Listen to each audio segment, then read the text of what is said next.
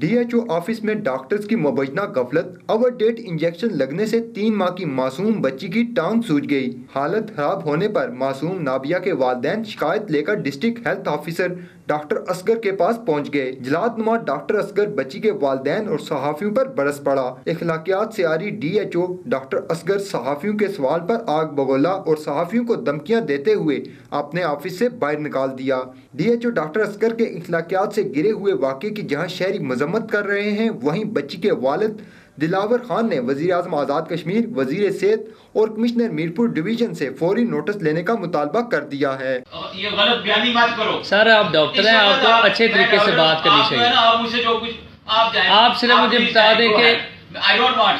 नहीं, बच्चे को अगर कुछ होता है सर कौन जिम्मेदार, बस ये बता। भाई मैं तुम्हें जवाब दे नहीं हूँ। नहीं, आप जवाब दो। एज ए डीएचओ आप नहीं जवाब दे। मैं आपको जवाब दे ही नहीं हूँ। मीडिया से हम आए तो आपको सवाल का जवाब देना पड़ेगा। आपको मीडिया क्या है? सवाल का जवाब देना।